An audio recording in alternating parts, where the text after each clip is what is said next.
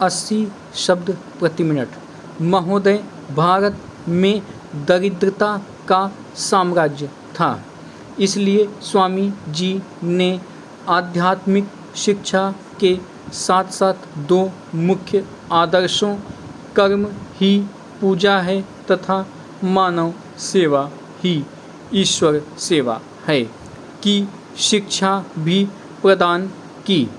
स्वामी जी ने विश्व भ्रमण करके देख लिया था कि नई मानवता कितनी उच्छाल एवं बलवती है। स्वामी जी बार बार कहा करते थे कि भारत का कल्याण शक्ति की साधना में है।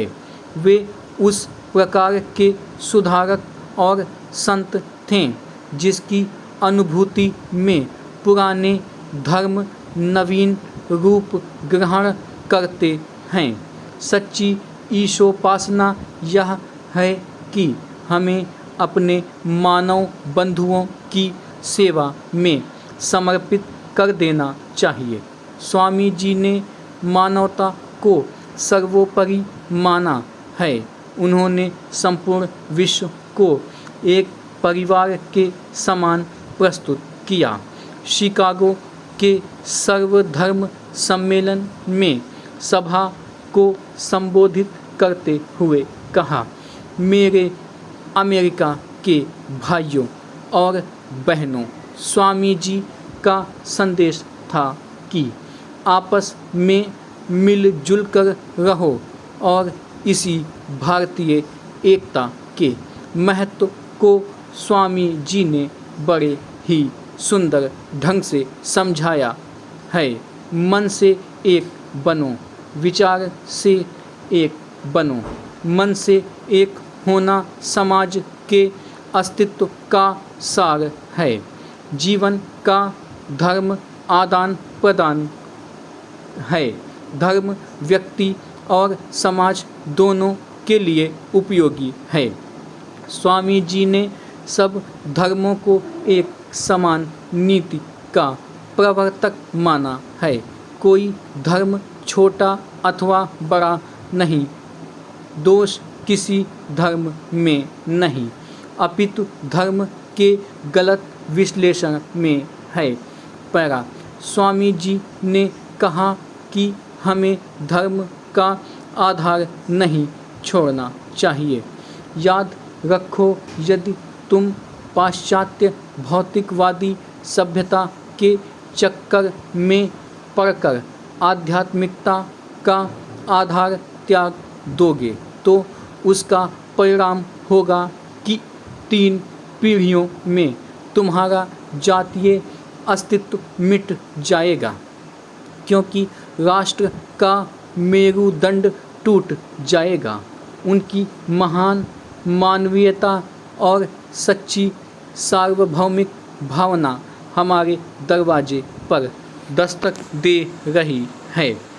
मृत्यु भय कभी कभी मनुष्य को सताता है।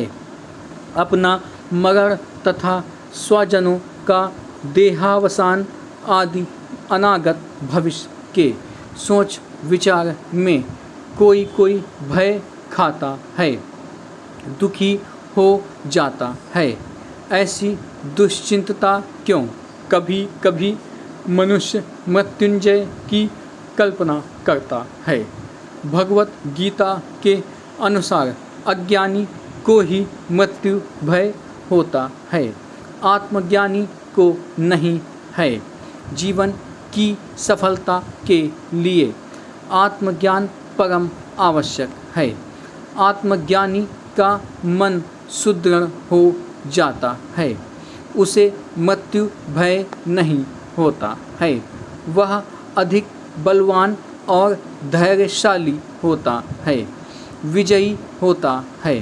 वह अनश्वर है, उसकी आत्मा अमर है। आत्मज्ञान श्रेष्ठ विद्या है।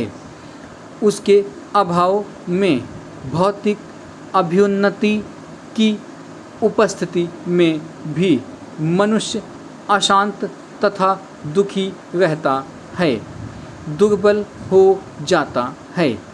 अतः इस वैज्ञानिक युग में आत्मज्ञान की आवश्यकता प्रत्येक स्त्री पुरुष को अनिवार्य है।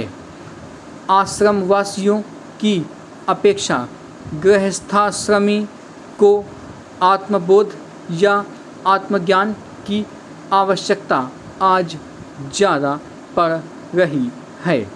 आत्मज्ञानी के चेहरे पर शांति एवं चैतन्य विद्यमान है।